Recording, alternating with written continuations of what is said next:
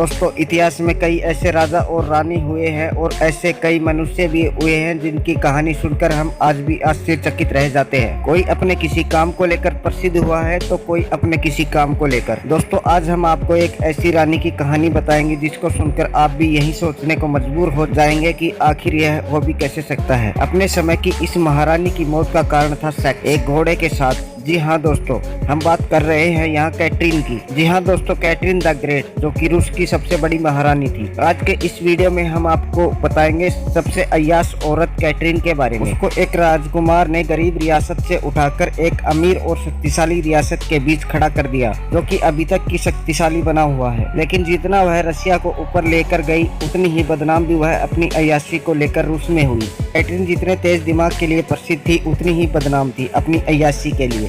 Katrin Europe की एक country में पैदा हुई थी।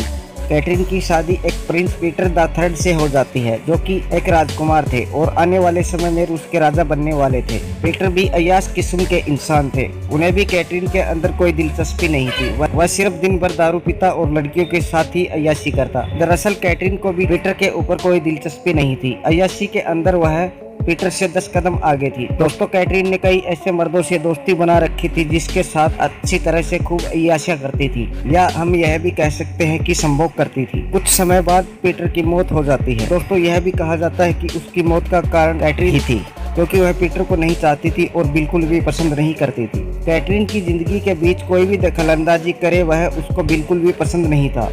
उसके बाद उसने पीटर को कत्लेआम करवा दिया था। पीटर की मौत के बाद कैटरीन ने तो सारी हदें ही पार कर दी थी, जो कि रोजाना नए मर्दों को ढूंढती और उनके साथ संबंध भी बनाती थी। यही नहीं, वह उन पर कई सारे पैसे भी खर्च किया करती थी। कैटरीन ने अपने एक आशिक को पोलैंड का बादशाह भी बना दिया था। इतनी ज्यादा अय्याशी कैटरीन के अंदर भरी हुई थी, आप समझ ही नहीं सकते कि वह अपनी अय्याशी को लेकर अपने आशिक को पोलैंड का राजा भी बना देती है।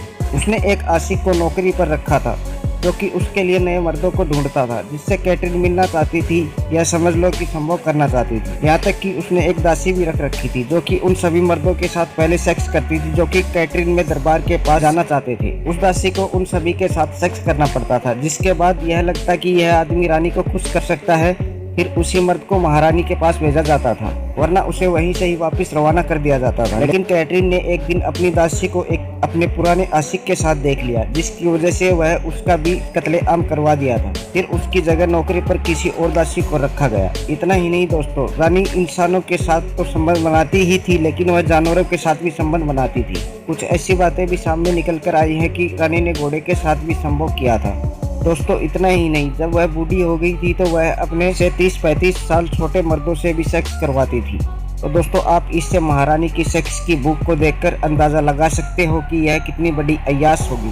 कई लोगों का तो यह भी कहना है कि महारानी की मौत उस समय हुई थी जब वह घोड़े के साथ संबंध बना रही थी। जिस समय वह घोड़े के साथ संबंध बना रही थी वही घोड़ा रानी के ऊपर गिर गया, जिसके नीचे दबकर रानी की मौत हो गई। लेकिन कुछ लोगों का यह भी कहना है कि उसकी मौत दिल का दौरा पड़ने से हुई थी। दोस्तों उसका तो पता नहीं, आप ही बताइए कि आपको यह रानी कितनी अय्याश लगी। दोस्तों ऐसा लगा आपको हमारा यह वीडियो अच्छा लगा हो तो लाइक और सब्सक्राइब जरूर करें। धन्यवाद दोस्तों।